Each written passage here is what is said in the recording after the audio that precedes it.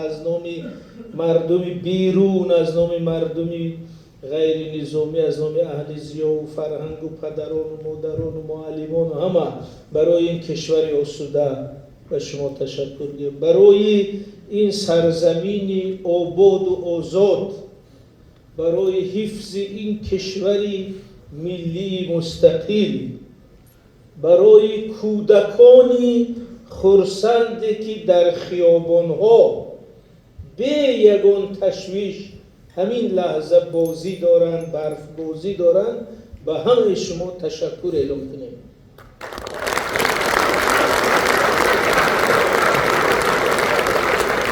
برای مکتب‌های آسوده که در آن همین لحظه بیش از 2 میلیون نفر درس خوانده شده است،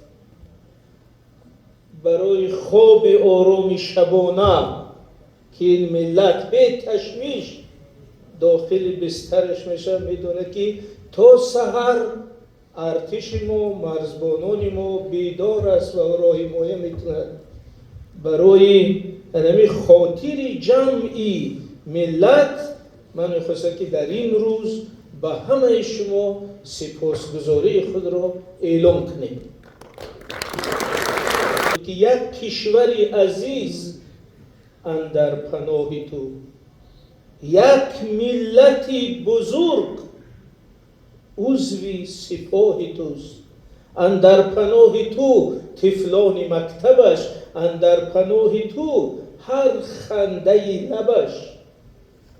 شما باید اینقدر به کار خود، به خدمت خود، به نقش خود باوری داشته باشید که این کوچازی برای هر مادر دیدید که در دستش کودک شگرف افسرده است، هر کسی دید که خندیده، دو عاشق است، دو جوان است، دو نفر است، شما که در خنده همین نقش من هست، در خوشبختی همین نقش من هست. تا همین حد شما خدمتتان برای مردم عملی است.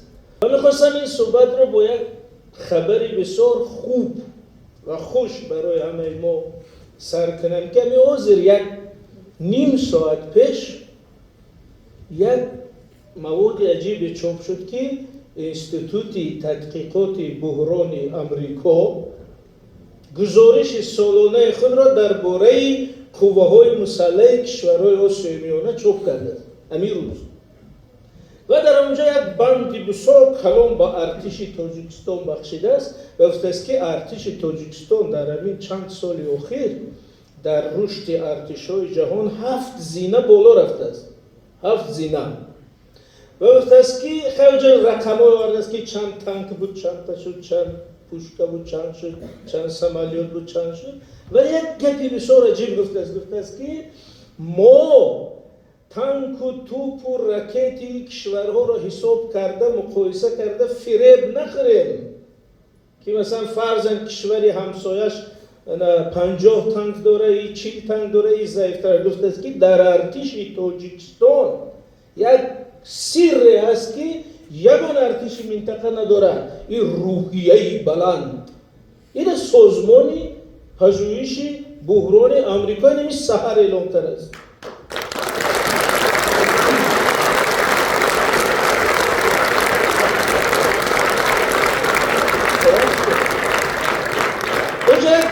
مثال آرز گفته است که همین واحدهای تعییناتی مخصوص جمهوری تاجیکستان که همین حوزه هست در همین آسیای مرکزی مجهزترین، دلیرترین و قوتترین نیروی نظامی است.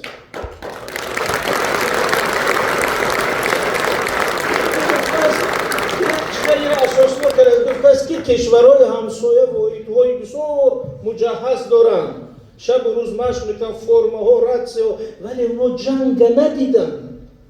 ولی در اون واحدهای تعیینات مخصوص تا 70% کسایی است که جنگ به چشمش دیده است. برای همین اون مقایسه شونده نیست با اون گروه های کشورهای همسایه که خب مسلحن، مشق کردن، درس خوندن، ولی جنگ ندیدن حتی. بنابراین من میگم که همین این توصیف ما نیست، این اعترافیه که تشکیلات است که او قدر نمیخواد که ما قوی باشیم، ولی اعتراف کرده است. برای همین شما رو تبریک میگم به این خبری نو که واقعیتش هم همه رو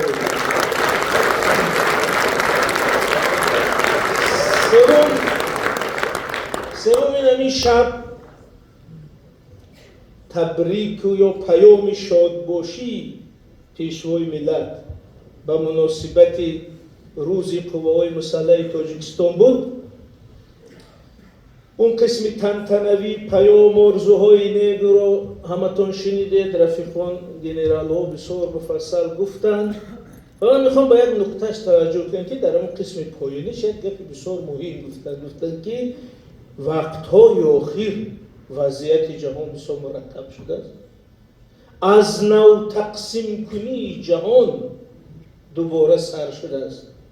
تهدیدهای تروریسم، اکستریمیسم، قاچاق سلاح و دوباره شدید شدن و گفتن که انسانیت به مرحله خطرناک وارد شده است که هیچ وقت تا این وقت نظیرش رو ندیده بوده. یعنی این توصیفی سرفرمانده عالی قوه‌های مسلح ما درباره وضعیت امروز جهان، یعنی که جهان بسیار مرتب و یک مرحله نوی سر شده است که خطرها دهچند بزرگ شده. پس از این پیام چی میگیریم؟ یعنی که مسئولیت ما، وظیفه ما در برابر حفظ دولت ملت باز مرتبتر و جدی‌تر شدن، زیرا این تهدیدها هر یک کشور مستقل را زیر خطر گذاشته. این همین حساب من همین لحظه که ما در همین منبر گپ زده استادیم حدوداً 70 کشور جهان درگیر نزاع است. این در یک شکل در این نزاع درگیر است. همین در همین بحران اوکراین اما ائتلاف که ضد روسیه تشکیل شده است 41 کشور اعضا است در آن. یا فقط این بحرانی که در یمن هست و گروهی که کشورهایی که برای زدن خوسی‌ها ائتلاف کردن 13 کشور است در یعنی همین دو نداری حدوداً 70 کشور درگیر یک مسئله است و 21 کشور همین لحظه در سرزمینش جنگ است. نزاع، راکت اندازی نمیدونم تا نام به نام نمیگیرم خودتون میدونید که نیم جهان در آتش میسوزد و در همین لحظه نگاه داشتن دولت، نگاه داشتن کشور، نگاه داشتن این بزرگترین ثروت ما استقلال دولتی به دوش شما نظامیان و جوانمردان اصیل کشور است. بنابراین باور کنید که هر یک توجیه، هر یک شهروند همین گونه نگاه میکند به شما و نقش شما. و چرا اکنون ما درباره دولت چنین با احساسات گپ میزنیم؟ زیرا ما ملتی هستیم که برای برنامه روز رسیدن در سخن مقدموی معاون محترم وزیر تندرستی گفتم برای به این روز رسیدن، برای برنامه منبر رسیدن، برای صاحب دولت استقلال، صاحب سخن، صاحب آواز، صاحب ارتش، صاحب مرز شدن این ملت 100 ساله ها انتظار استاده است تا 1000 سال. بنابراین هر وقتی که ما دولت میگوییم، ملت میگیم، استقلال میگیم، مرز میگیم، ما اون فاجعه 1000 ساله که برای همین ارزش‌ها، برای همین روز نسل و نسل شهید دادیم، مرده دادیم، قربانی دادیم، او را پیش رو میاریم. برای همین مفهوم دولت برای ما یک مفهومی همین سیاسی، ایدئولوژی، فرهنگی نیست، یک مفهوم حیاتی است، هم از نظر تاریخی هم از نظر واقعیت امروز که حال همه تحلیل‌های من همین از همین منبر همچون سیاست شناس خیلی دکتر میبرم میگه که از نظر علمی تیپ این همین دارو را نخوری میموری، او اختصاصش است. من همچون سیاست شناس از روی اختصاصم میگم که اکنون بود و نبودی تاجیکان همچون ملت با بود و نبودی تاجیکستان همچون دولت دقیقاً پیوسته است. او دوره‌هایی که بی دولت هم باقی موندیم گذشت. بنابراین 100 سال اخیر تحلیل کنیم، در 100 سال اخیر هر جا که دولت نبود ملت از بین رفت. یعنی در اطراف ما تمام همین منطقه ها 100 سال پیش تاجیک زبان بود. کجا شد؟ نیست، چون که دولت ملی نیست. بنابراین تاجیکستان آخرین شانس، آخرین امکانیت، آخرین پناهگاه، آخرین جزیره است که این ملت خودش را، زبانش را، فرهنگش را، هویتش را، ارزش‌هاش را، منفعت‌هاش را میتواند حفظ کند و بقای آن را تامین کند. بنابراین تاجیکستان و حفظ آن دیگر مسئله سیاسی و فرهنگی و ایدئولوژی نیست، این مسئله حیاتی است. یعنی اگر این کشور نباشد این ملت هم دیگه شانسی بقا ماندن ندارد. خیال نکنید که در فیسبوک و در فضای اطلاعاتی باقی میمونه زبان. همین که جغرافیا از دست رفت، حاکمیت ملی از دست رفت، دیگر نابودی ملت دیگر کفالت داده. بنابراین همین دولت که میگیم باید حمایت کنیم، اگر ریز کرده گویم یا راست شفاف کنیم، یعنی همین سرزمین و همین ساختار و همین ارزش ها که در مجموع این دولت ملی تاجیکستان است. بنابراین من خصوصا مسئله دولت رو با مسئله منفعت شخصی، با مسئله حیات، با مسئله بقای ملت هم که برابر فهمیم و همین گونه اون رو حفظ کنیم. و البته برای که همین مفهوم در ذهن همه ماند، برای که هیچ کس این بچه ها، سربازا و افسرها، استادا و گنرال ها رو میدونن، برای سربازا و بچه های جوان ولنتیرها رو میگیم که ببینید، برای که شما فهمید که چرا این کشور مهم است و چقدر مهم است، دو آمار بسیار ساده میگم. ببینید همین ملت ما در گذشته دولت‌های بسیار بزرگ داشت. اگر شما در کتاب تاریخ میخوانید که دولت هخامنشی‌ها، کوشانیان، ساسانیان، سامانیان، همخه یک چشم پوشیده تصور کنه، اینا مثل اینه ازبکستان، تاجیکستان، قرقیزستان، افغانستان کشورهای خرد نبودن.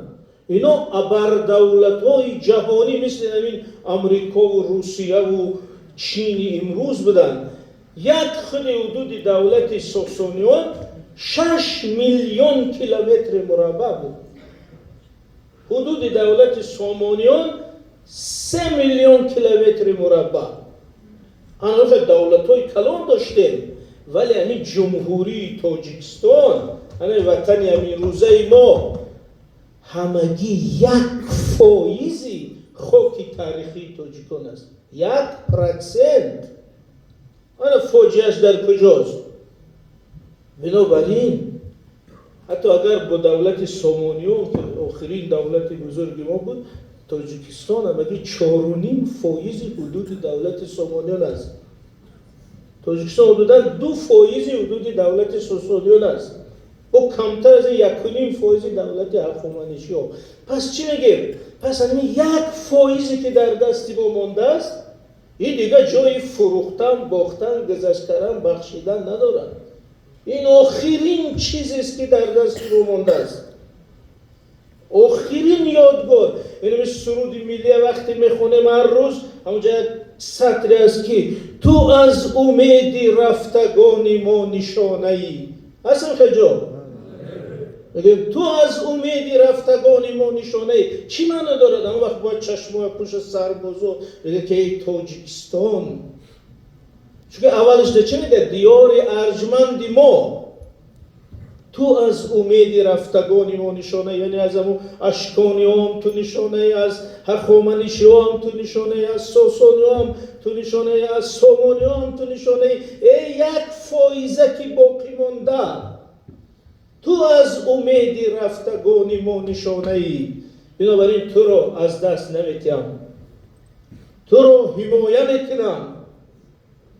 همین قسم و بیعتی هر روزه ما در وقت خواندن سرود ملی باید از ذهنمون هر روز گذره. همین سرود ملی که سر شد لباسو سوز میکنیم میگه تو از امیدی رفتگانی ما نشانه ای، تو آخرین چیزی که در دست دارم بنابراین تو رو از دست نمیتونیش فهمو. خب چون اکثرا حضور جوان هست یک مثال دیگری بیارم که شما بینید که یک جوان برای ملت چیکار کرده بتاند. یعنی شما همه قسم‌های حربی، مکتب، مؤسسه‌هایی که می‌دارید همینجا صورت یا عکس قهرمانان تاجیکستان است. همین قهرمانان تاجیکستان هر یکیش و عموما ملت ما عجیبیش این است که همین 6 قهرمانی که داریم همش قهرمانی راهی حفظ دولت داریم. این کارنامه همشون محض به دولت مربوط است. همین استاد عینی هم برای این کتابای داخونده و آدینه قهرمان نیست، برای اون رولی که در برقراری دولت در سالهای 20 بازیده است. بنابراین همه ما قهرمانای روی دولت و از جمله همین شیرینشاه شاه تیمور که قهرمان یکی از پدران جمهوری تاجیکستان است. یک صحیفه عجیب در کارنامه‌اش است که وقتی که شیرینشاه شاه تیمور رئیس ولایت بدخشان میشه، این استاد بودن رئیس بدخشان بودن آسان نیست. 22 ساله بود است. 22 ساله این تالا رو هم 22 ساله بالا بردیم.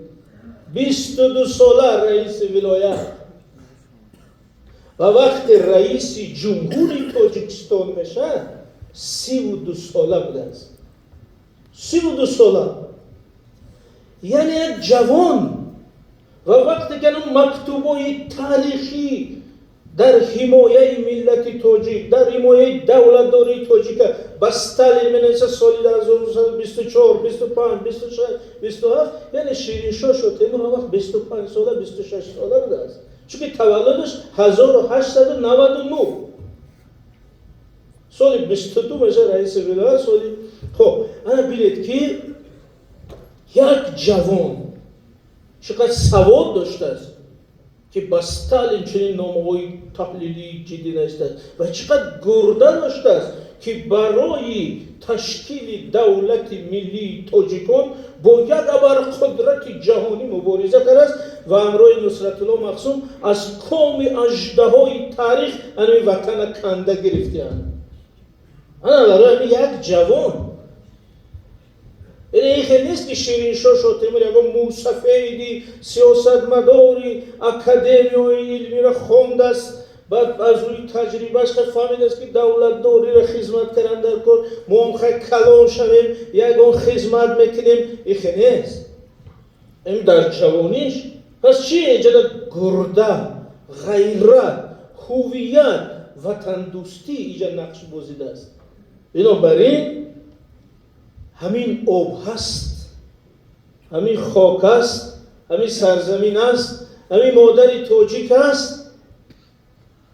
پس هر یک شما در ضمیرتان یک شیرینشاه شاه تیمور نهفته است و هر یک شما میتونید همین گونه خدمت کنید. عموما بینید همین انعنه دولتداری ما قدیم بود، انعنه سرحدبانی و وطنداری و وطن دوستی ما همین گونه قدیم است. ولی یک فکت بسیار عجیبی یافتم که حتی حیران شدم. خودم این تاریخی پیشوای مذهبی ملت تاجیک امام اعظم میخوندیم، در بیوگرافیش نوشته که امام اعظم ابو حنیفه ابن ثابت ابن نعمان و ابن مرزبان یعنی نامی بابا کلامش صف پشت پیشش به دست مرزبان. یعنی چی معنا داره؟ یکم که تاجیک بدنش نشان میده که امام اعظم ابن مرزبان. دوم این که کلمه رو بینید، اصطلاح بینید، یعنی نامی همون فرزندش مرزبان گذاشته به دست. اگر امام اعظم عصر 8 باشه و بابا کلامش عصر 7 буде 6 буде. یعنی در امو عصر توجیه نومی بچه‌شا مرز بند گذاشته است. این چی معنا داره؟ یعنی که این یک ارزش بوده است. اینو بچه‌ت چی میگذاری؟ حتما یک نومی بزرگ میگذاری، اینو بزرگ مهر میگذاری، اینو شیروان میگذاری، رستم میگذاری، به امیدی که او یک ارزش باید نام یک ارزش ifade کنه. اما وقتی که بابا کلون امام اعظم، یعنی بابا کلون همه ایما آمده است پسرش مرزبان نامونده است، این معناش که این انا این ارزش انش ریشه چپور دارد در فرهنگ ما و خوشبختانه به همین زبان امروزه تاجیکی مرزبان گذاشته است. خیلی گپی مهم است. دوم یک روایتی است که اگر نوبسته از اون که یکون دقیقه دیگه شب باید حتما گوش کنیم بینید یکی از ابرزهای اساسی ادبیات اساطیری ما آرشی کمانکش است. ما رستم داریم، سهراب داریم، سیاوش داریم، همه در یک ساحه وطندار و وطن دوست و پهلوان، ولی آرش چی است؟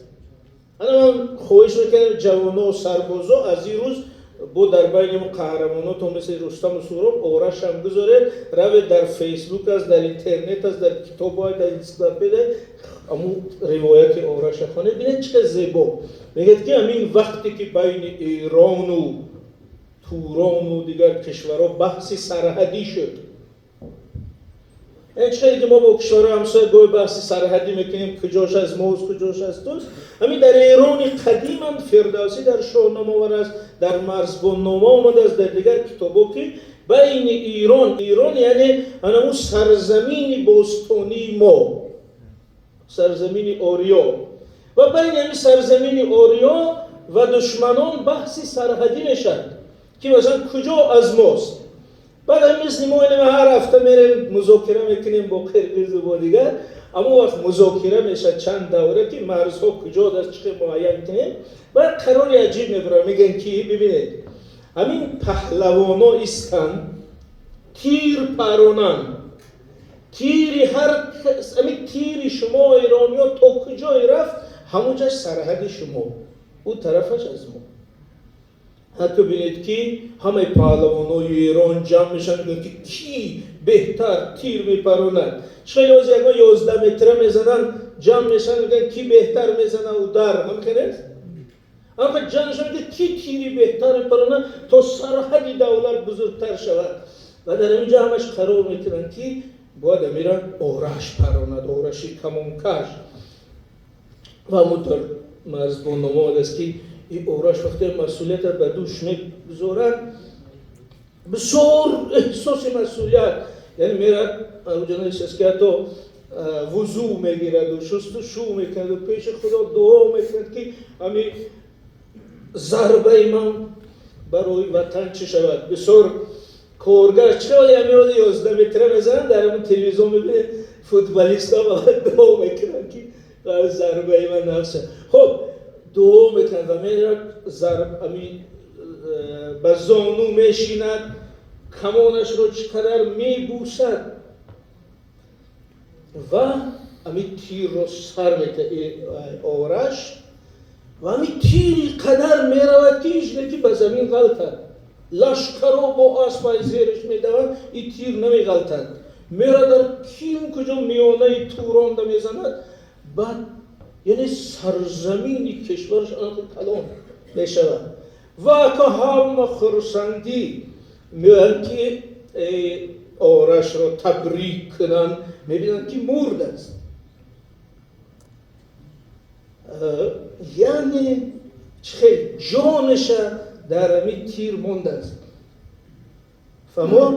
یعنی همی وجودش تمام انرژیش جانش گرفته در همون تیر مونده است، مثل راکت کرده سورا و همی تیر رفته تا اون نیمی جهان گرفت که این مرز ایران زمین. خب این اسطوره چی معنی داره؟ یعنی که برای سرحدی وطن جان دادن این عنعنه ملی ما بود، این گپی نو نیست. بنابراین ملتی که همین خیلی سنت های دیرین و باستانی دولت دارگه و اکنون چون موضوع ما نقش پیشوای ملت است. مثال دوم از پیشوای ملت بیاریم. سردار دولت ما، سرفرمانده نیروهای مسلح محترم امام علی رحمان امروز یک محوری تمام قدرتی هم سیاسی هم نظامی دولت ما، زیرا اون در مثنوی یاد داره میگه که اصل لشکر بیگمان سرور بود. نقش سرور، خلق بی سرور تنی بی سر بود. یعنی اصل لشکر بیگمان سرور بود. من میخواستم مثال تاریخی بیارم چون وقت کم شد. یک مثال یعنی نو میارم، این نوی نو همین در اون سرین دریا کشور افغانستان با صرف میلیاردها دلار، با صرف نمیدونم قوه های به حساب لشکر نیروهای مسلح افغانستان ساخته شد در 20 سال. من از بس که یک اختصاص و می افغانستان شناسی است دقیق میگم که 310,000 نفر سرباز داشت از روی ثبات رسمی همه ارتش افغانستان، از جمله 150,000 نفر وزارت مدافعه داشت، از جمله 100,000 نفر وزارت کارهای داخلیش داشت، 50,000 نفر سپتناز امنیت نیروهای ویژه بود. یعنی حدود 300,000 نفر بزرگترین سلاح‌ها، نوترین سلاح‌های جهان در اختیارش. این آواز دیروز ترامپ سخنرانی کرد، گفت که در دست طالبان به مبلغ 85 میلیارد دلار سلاح ما ماند. 85 میلیارد دلار. این سلاح در دست ارتش افغانستان بود. این میتونست تمام منطقه را گیرد. ولی چرا شکست خورد؟ چون که سرفرمانده عالی قوه‌های مسلح بره. این هم کار شد. یعنی سرش بریده شد. یعنی نمون کسی که هم با افتخار میگفتن اوجا میگفتن سرقماندان اعلی، یعنی به اصطلاح ما سرفرمانده عالی قوه‌های مسلح، پرزیدنت این کشور گریخت. وقتی که گریخت او سیستم فرو پاشید دیگه، او سلاح، او سرباز، او گنرال، او قوه‌های مخصوص به کار نآمد. چرا؟ چون که سرفرمانده خیانت کرد، گریخت، پرتافت. انا برای وقتی میگیم که اصل لشکر بیگمان سرور بود، این در پیش چشممون اثبات شد. برای همین موقعی استوار، روحیه وطن دوستانه، روحیه جوان مردانه خودی پیشوای ملت یک عامل مهم برای روحیه همه قوای مسلح است. یک عامل مهم برای روحیه هر یک سرباز است.